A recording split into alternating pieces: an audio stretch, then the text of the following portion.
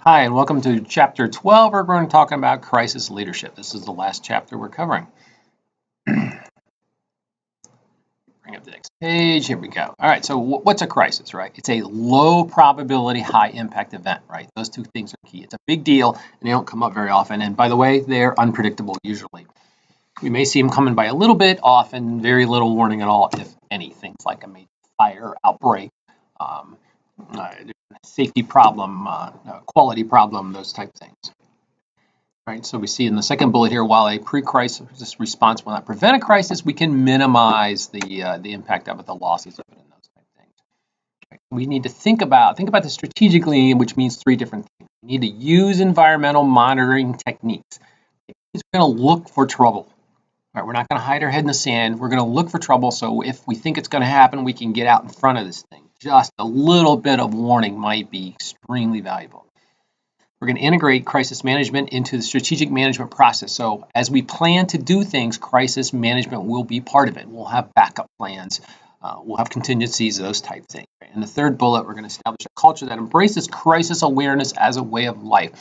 Right? Because we're going to plan for things to go wrong. So when it does go wrong, we have the means of dealing with them. Right? Here's some of the list of reasons we may have crisis to deal with.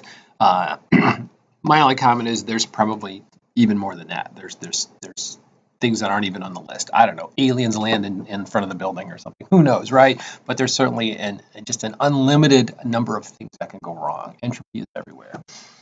The impact of environmental factors.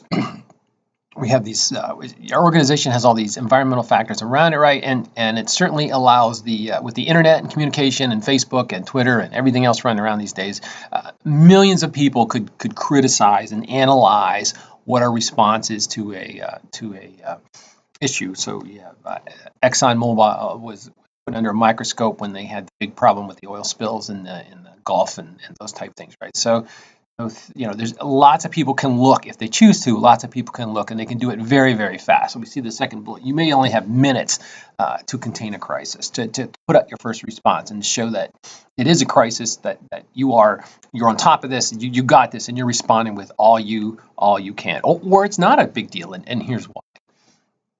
So an organization should have a crisis management plan, and in this plan, they should have some couple of key things, right? It should be a comprehensive, clear leadership and team and individual assignments on who's going to do what. Right? We need to pull this plan out, not have the one from 1987, but pull this thing out frequently, dust it off, and go through it, and have things like drills and so forth, right? And coordinated and controlled across all levels of the organization. Right. So what happens before, during, and after a crisis, right? So we have time to write this down and make a plan for this type of thing. Right. And then if we need to, right, then we need to practice.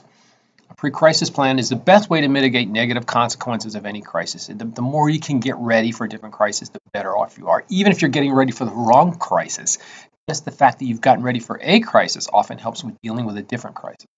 Right, we need to have a crisis leader. We need to have a response team, right? We need to assess the risk of this crisis happening. Some things the leader should be doing, right? They should scan or monitor internal and external environments for threats, right? What might happen and what might happen that aren't we planning for now? We should we should keep logs of complaints and incidents or things that might happen that are threats to us, right? We could have a big pollution spill in our factory on the river or things like that.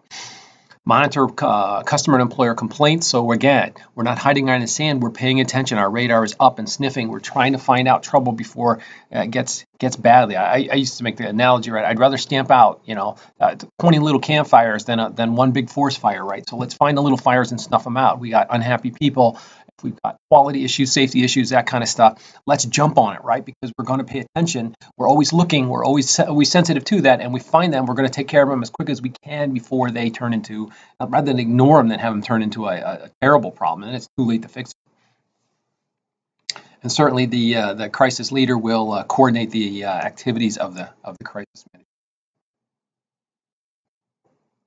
So what's the team going to do, right? First of all, we should have a good mix of representatives from all sectors of the organization. So my organization, right here at Lynchburg, we have a crisis management team, and they have members from not just, you think of a college and university as academic, and certainly the professors are represented on this team, but mostly the students spend their time outside of class, right? So there's the housing people, the safety people, the dining hall people, right? All those folks, and certainly the dean of students, right, or have representatives on these teams, how we're going to deal with different crises on campus. And they plan it for things like, terrorist activities, active shooters, other things, intruder alerts, just lots of different things that can happen. A few years ago, we did a lot of planning in case we got hit with the flu, right? The pandemic flu was threatening to come through, and so we did lots of planning on what we would do about that. And there were lots of plans put out and so forth. So if it did happen, right, we knew what to do. That's why we need some diversity on the team, because we have diversity of those we're serving. We've got to make sure we cover as many of situations and people as we can. Right? By having some plan ahead of time, the members can remain calm and self-confident and so forth.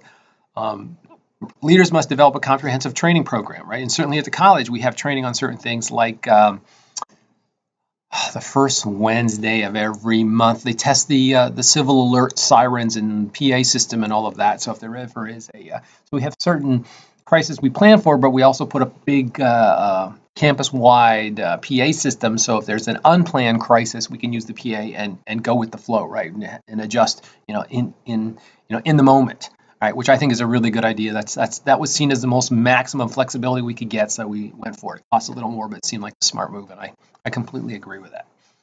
And we got to have these teams. They have to function as one unit with one voice under a single command. Again, because we know who's in charge and who's making the decisions. And we should assess these risks, right?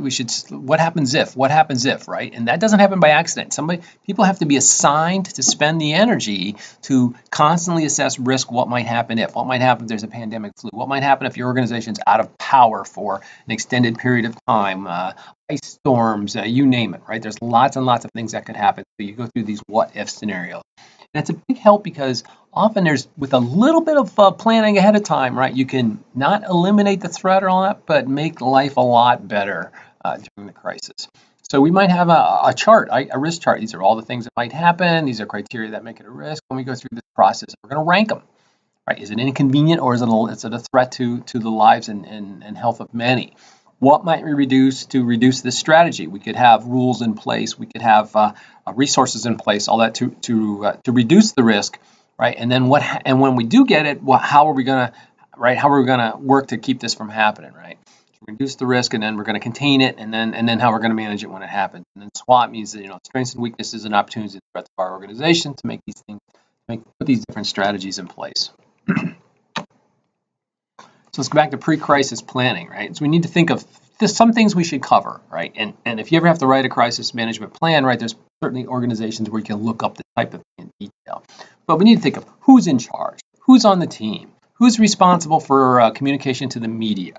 What do the other team members do when approached by the media, right? And by the way, this is my advice. If you're in an organization and then you have a crisis and somebody comes up to you in a parking lot and sticks a microphone in your face, right, and wants to know what the latest is, right? My suggestion is you would refer them to the proper people in your organization, and make it not appear that you're passing the buck, but this is a very important issue. You want to make sure they get the latest information from the organization, so they should see so-and-so whose job it is to have the latest information. You know a little bit about what's going on, but you're hesitant to say because it's probably out of date. There's a very fast evolving situation, and they should go see the right people and get the right answer because they deserve the right answer, not because you're bobbing and weaving and want to duck out on them. Right? Is usually the good attitude to project there. So some advantages of having a pre-crisis plan, right? Certainly we have faster response, we have better judgment because we've had time to think this out. We might have resources in place, and because of that, because we thought these responses out, there'll be fewer mistakes, less panic, right? And we'll get to the end quicker, which is good for everybody. Things we should think about managing during a crisis, the organization should make itself accessible, right? You don't hide. You should make yourself accessible to outside organizations so you can control the information that's going around, right? And you should be sure they understand that a quick action can help preserve credibility and reputation. So you're not just responding quickly, but you're going to tell people how you're responding quickly so they know you're responding quickly to keep your credibility up. Because once you're on the suspect list, it's very difficult to get off of that. What are the senior leaders to do, right? The employees should they should support the crisis management team. Absolutely. They should make sure the resources available. The senior leaders should stay engaged and lead from the front. They should show that this is such an important issue, a crisis, that the senior people in the company are on it. Right, and then we will, even though if I'm a very senior executive, I might not be on the crisis management team, but I'm going to have them report to me constantly, and if they need anything, they're to call me right away, and I'll help them make that happen. Right, I can pull the right levers around here, and I can make things happen for them. But I should stay in touch with them, and I should make sure they know that I fully support them and will give them any help they need making it happen. What should effective leaders do, right? Remain focused on the vision of the organization. So you got to keep the long-term view. So you got to think short-term and long-term. You got to think, let's fix this thing, let's contain this thing, let's do the right thing in the short run and help people out. And then, and what are we going to do in long-term to make our organization do well? And we think of this as a team effort, right? The whole, not just the crisis management team, but the whole organization should be available to help resolve this important crisis.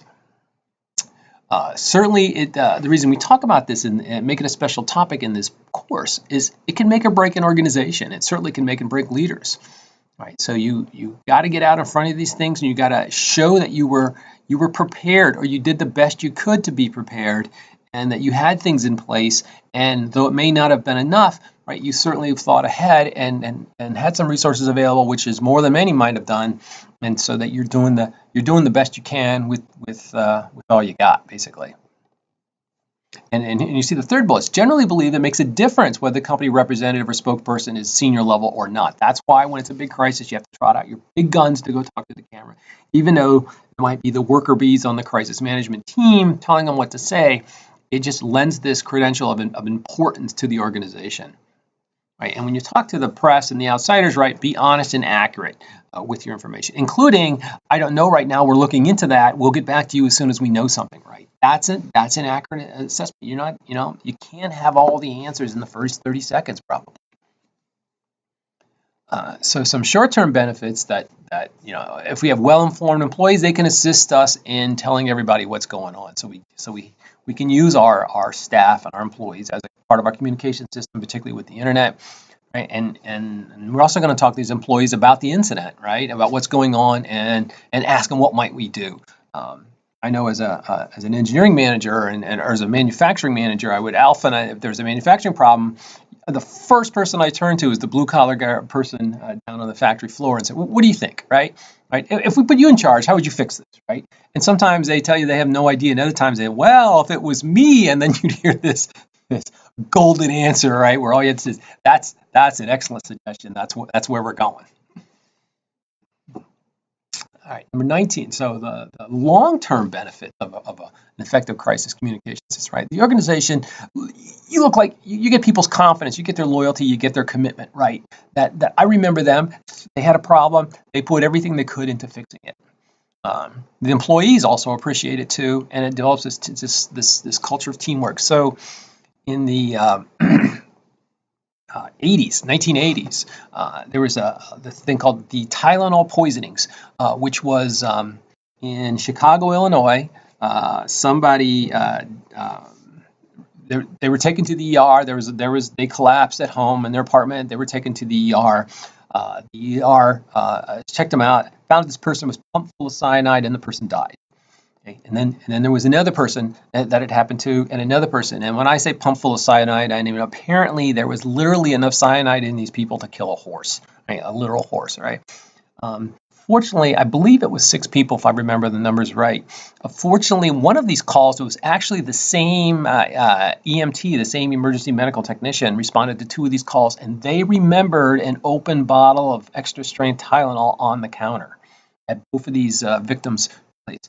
So immediately the investigation goes towards that. They check out the Tylenol and they find out somebody has pulled out. It was Tylenol capsules. Somebody has opened up the capsules and put cyanide, really, really strong cyanide in there, and that's what killed these people. So what they did was they took the bottle off the drugstore shelf, opened it up, opened up the capsules, dumped out the acetaminophen, and put in this very strong cyanide, put the capsule back together, put him back in the the bottle, put the cotton back inside, lid back on, it goes on the shelf, right? Now this was the 80s, right? So this is why you have tamper-proof packaging, is this one event, right? That's why things are sealed up with shrink wrap and sealed on top with foil and all that kind of stuff, so you can tell when it's been tampered with, right? Because this led to that, because 6 people died, and died very quickly of this poisoning, right? So Tylenol's made by the company called Johnson & Johnson's, right? So I remember this on TV. The head of Johnson & Johnson's, the CEO, comes on TV and he says, okay, this is a terrible thing. We've already determined that this did not happen in our factories. This happened on the shelf, right? Somebody's taken off the shelf, they replaced it with poison, and they put it back on the shelf, and these unfortunate people were killed. And so it's not us, but we got to get rid of all the Tylenol that's out there. So what I want everybody to do is, if you're a store, get all your Tylenol off the shelves and collect it all, and our people will come by and they will replace it for free. They will collect the bad stuff; it will be destroyed, or it was the suspect stuff, and they will replace it for free. And and if you're at home, just throw your Tylenol away. Now, if you want, you can claim it and send it to us, and we'll replace it. But it's probably easier just to throw it away. And they're right? That's what everybody did. The whole country. I mean, everybody threw away their Tylenol overnight. And then I remember, as part of the same announcement, the CEO looks at the camera and he says, and to the share, because he said the most important thing is to keep our customers safe. Therefore, we were going to replace all the Tylenol on the shelves in the United States. Done. And he turns to the camera and he says, now to the shareholders of Johnson & Johnson's, I must tell you that this is not an expensive thing to do, and we've quickly calculated the cost, and we estimate it to be roughly equal to 1 quarterly profits of all on Johnson & Johnson's Incorporated. So to the shareholders, I give you my apologies that this has happened. I'll tell you that we are going to have 0 profits this quarter because of this event, but we will return to that next quarter. But this is Johnson & Johnson's, and our customer safety comes first. Right. So this goes down as one of the top responses to crisis management ever. You can imagine all these car companies that have gotten caught hiding safety problems and so forth. Right. Here's Johnson & Johnson. Well, first of all, there was no hiding it. It was out that it was the Tylenol. Right. But here's their response on TV. Right. We're gonna place everybody in the whole country's Tylenol for free, and it's going to cost us all our profits for a quarter. And that's the way it is, because we want our customers to be safe. Right. To this day, Tylenol has a reputation of taking care of their safety of their customers first. Right. I can't think of any better crisis response I've ever seen than that. Right. It was the very top guy looking right in the camera, dead serious about it, and tell them exactly what was going to happen and what the consequences to the company were for those things. By the way, never caught the person who did this. Never found it. It stopped after the 6. They never found out. They have gone back and looked. I mean, you can imagine the FBI was just tearing the town apart looking for who did this. Never came up. They never had a clue. They never had a person of interest, as far as I know. They just never figured it out. It just stopped, right? So they have no idea what happened. Number 20, some more guidelines for effective communication. Generally believe the first 24 hours is crucial, right? So you got to get out there first with the truth. Right. Understand on the second bullet, if there's an information vacuum, other people will make stuff up or take their best guess or whatever. And certainly that's true in the news these days. It kind of drives me crazy. There's people talking about all kinds of things they know nothing about. And be like the guy at Johnson & Johnson's, right on the third bullet. Telling the truth up front is the simplest and most effective way of diffusing public hostility, right? He said, it's not us. It happened to somebody else, but we're going to take responsibility for it, and we're going to fix it. Right? And, you can't ask for more than that. You could watch that guy on the news and go, what would I do? Right? You can't do more than that. So, okay, I will give you a pass on this, Johnson & Johnson. Thanks for fixing it, kind of thing. I will say, back to the second bullet, that I've been around a couple minor crises in my day, and you think, wow, the press just can't make stuff up, right? Now, here's what they do, right? Somebody else makes stuff up, and the press interviews them. So-and-so said this. So-and-so said this, right? And okay, but so-and-so doesn't have a clue what they're talking about. But that's okay, because they're willing to go on record. They think this or they think that, right? And the press may put them on the news or may put them on, out to the public. And so it sounds like the truth because the press is interviewing this person. Now, the press isn't saying it. They're just saying this, we're reporting this person says this, right? This clueless person who's not involved involved, who hasn't any idea what's going on and just making stuff up. But that's how it works, right? So that's why you got to get out quickly with as much truth as you can, with as much news as you can, to fill that vacuum as fast as you can. And why people would just fill up. And remember, with the internet these days and all the social media, right, it's going to go really, really fast. So you got to get out there fast and often to get ahead of this thing. Some guidelines, right? You can have things like press releases, so you can have printed statements you can send out there, things for people to look at, even press kits, right? You can have one-on-one interviews, usually with the top people in the company. This is what happened, this is what we're doing, and so forth. Like the CEO coming on the news announcing he was going to replace all the Tylenol in the company. Don't spin it, right? Certainly the Johnson & Johnson CEO didn't spin that. He said, I'm heartbroken these sick people are dead, right? There's no hiding that. He communicated their plan of action, which he completely did. This is what we're going to do. He was sensitive. He even said, listen to me, all you stores, get your Tylenol off the shelf right now. We haven't had time to contact everybody. This is me telling you, box that stuff up, right? Box that stuff up and we'll be there to pick it up. Be as sensitive as you can. He certainly avoided conflicting messages. He had a plan on how they were going to fix it, right? I mean, you couldn't ask for more than that. Other things you do, don't make excuses, right? That's what this guy said. It's not our mess, but we're going to clean it up. Definitely go beyond the extra mile. He said, if you don't want to just throw your Tylenol away, if you want to send it to us, we'll replace it, but it's probably quicker just to throw it away. When things are going good, take credit for it. I don't know that he did that. I think they just did the best they could to keep everybody safe. And he said, remember, the media is your friend and you're linked to the public, right? That man looked like a hero. He looked like a genius. He looked like somebody you could trust because he went right to the media and said, put me on national TV, and they did. And he was very honest and straightforward, and it couldn't have gone better. Could not have gone better for them. Again, I see these companies that are hiding these quality problems, and it comes up and bites them so badly, and it's awful, right? And you compare it to what Johnson & Johnson did. It's why did they not learn from that? And then after a crisis, how to manage it, right? So top management should launch an evaluation investigation. See how we did during the crisis. Not witch hunting, not head hunting, but let's look at an objective look at this and see what we could do to be even better next time. Now that we've had this event, we should treat this as a learning event and see what we can do to do better.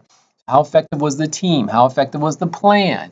How effectively were the victims and family members handled, right? Not just the organization, but those that were in part of this crisis. How did we handle those, right? What worked the least in mitigating the problem? So what did we do that was a waste of effort and that we probably shouldn't do again, or needs to be modified, or so forth, right? So those are some things. So the idea is, right, that crisis you just had, it's not your last one, right? There's always another one coming. Right. So one of the ways to get ready for the next one is do all these other things, environmental monitoring, things like that. But look at how you handled the last one and see what changes you could do to get ready for the next one. Even though it's going to be a different crisis, it's still a crisis, and there are certain similarities between those. Right? There's a few things to think about in terms of crisis management, right? But if you don't have a plan to begin with, there's nothing to improve, right? So you need to start with a pre-crisis planning, right? So you have something to look back on, reflect on, and you can work on improving that.